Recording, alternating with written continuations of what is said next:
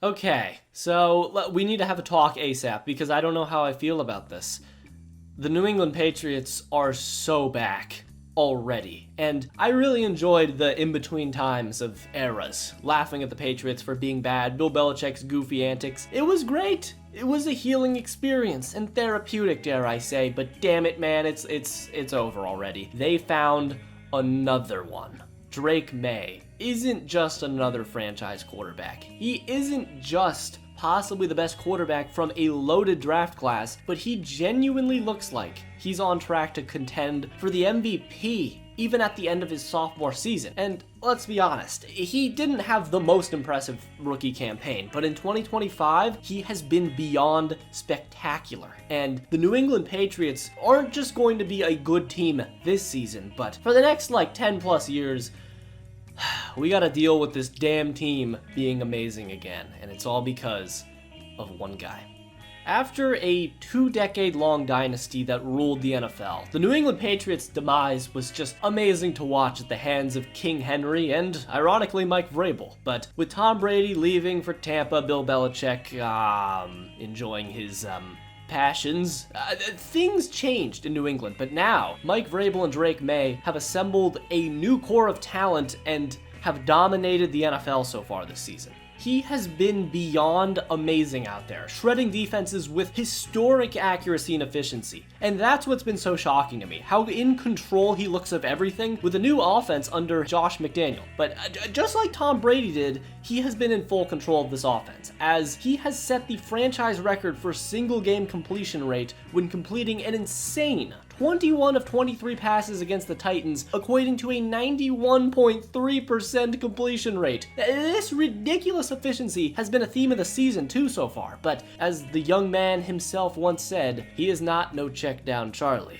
And to be fair, neither was Tom, but he has been so much more than just an insanely efficient quarterback. Because Maye is absolutely slinging it this year, as after that Week 7 clash against Tennessee, Maye had a truly insane 99.9 PFF passing grade on deep passes. He is comfortably inside the top 10 for passing yards and touchdowns on 20-plus yard passes as well, proving that his outrageous efficiency isn't just a product of quick and easy passes, but it's so much more than that, as on top of all of that as well, he has completely cut down on his turnovers, which was one of the primary areas he really had to improve on over the offseason, because he threw a lot of errant passes as a rookie. It's just not fair. They only had to wait 5 years after Tom left to get another franchise quarterback. They can't be this good at rebuilding. There's no way that the other AFC East teams have to suffer for another 15 plus years because of Drake Maye. But we also have to be honest here. The New England Patriots really tried to break Drake Maye in 2024, and they did a damn good job of it, because Gerard Mayo was one of the worst coaches we've seen in the last 10 years, and they had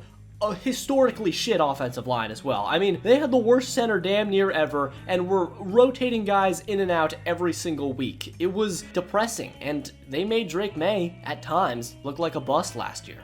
Out of literally every single offensive lineman who played half of the season in 2024, New England had 5 ranked inside the bottom 11.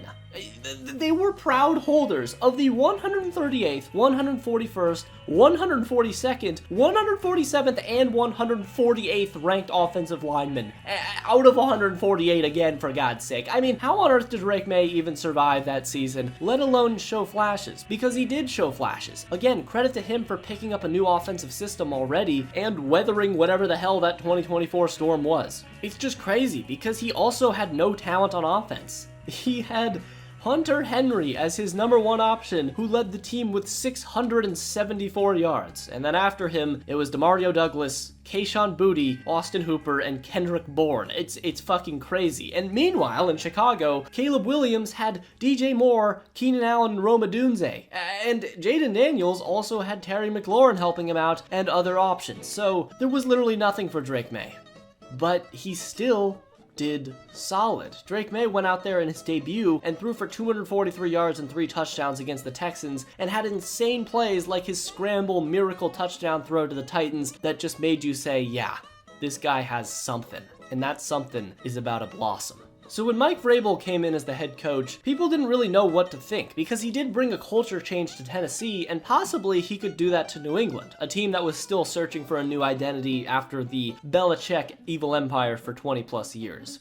And the Patriots made pretty much every right move. They improved an offensive line that needed a massive amount of help, with Garrett Bradbury and Morgan Moses joining the team in free agency, before 4th overall pick Will Campbell and 3rd rounder Jared Wilson were also selected in the draft to bolster the unit even more. So protection is massively important to the Patriots and the success of Drake Maye, but they also did more as they added Stephon Diggs, who has been solid, but even then people were still not feeling this offseason because Stephon Diggs is not the same guy anymore, and they needed a lot of help, is what many still said.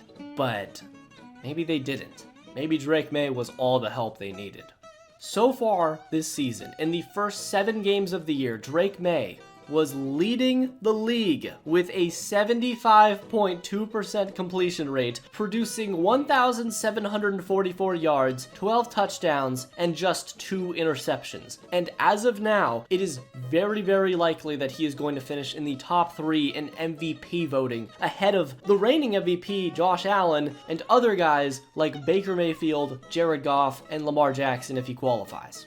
Week 1, he actually somewhat struggled versus the best defense in the NFL and the greatest team of all time so far in the 2025 Raiders, but then he slowly creeped up to getting into form. Week 4 was a great game. He had an 82.4% completion rate for 200 yards and 2 touchdowns, but then in Week 5, he truly had his breakout game in front of the entire world when on Sunday Night Football, the Patriots took on the Buffalo Bills. And this was supposed to be a coming out party for the Bills, really. They were supposed to absolutely, utterly annihilate the Patriots, but instead, that did not happen, as Drake Maye made mind-boggling play one after the other and was not bothered by the pressure of the moment at all. He completed 13 of his 14 pass attempts in the second half for 184 yards. He was clutch on every single drive, and some of those throws were just ridiculous. The deep sideline bomb to Stephon Diggs was a thing of beauty, and right there and then, Stephon Diggs made his signing pretty much justified, as on the day, Diggs and Maye hooked up for 10 completions for 146 yards, which was over half of Drake Maye's total passing production as well.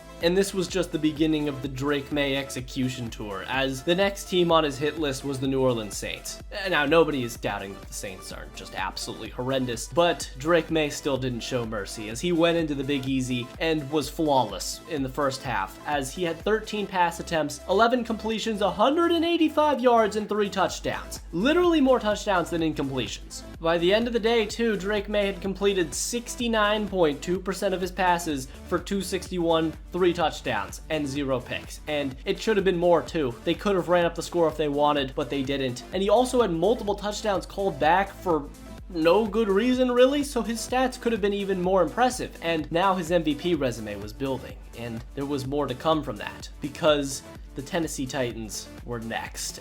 And that's when he set that franchise record 91.3% completion rate against Tennessee, producing 222 yards, 2 touchdowns, and 0 picks. Drake Maye is just playing with confidence right now, and it's crazy to say because for the first time in years, the New England Patriots actually look like a real football team. This team has a different vibe. They're well coached. The weapons aren't completely incompetent, and Drake Maye is squeezing every last drop of potential out of this roster. When the Patriots served up a second consecutive 4-13 record in 2024 and fired Gerard Mayo, it seemed like they were really going to ruin Drake Maye. It seemed like it was over for them again. But between Drake Maye's absolutely historically quick development, Mike Vrabel and Josh McDaniels serving as quality coaches, and a slightly improved roster, these guys are on track to become one of the AFC's top teams again, and may even take the division away from Buffalo a mere 5 years after Tom Brady left. And there's so much potential for them to even get better from here, too. They could make a massive splash in free agency. They could draft even more players to help them out in the future, and scary enough,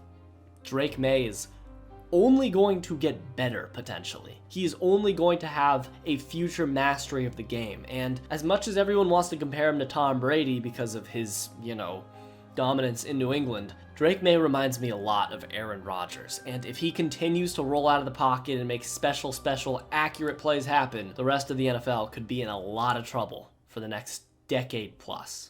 But yeah, Drake Maye's been fun to watch. And anyways, if you like this video, then subscribe, because I got a lot of videos on the channel just like this one. And if you did like this video, watch this video I did a few weeks ago on Dan Marino's time in Miami and how it was wasted. It's pretty good, trust me. And thanks to all my Patriots for pledging tiers. Truly does mean a lot, but anyways,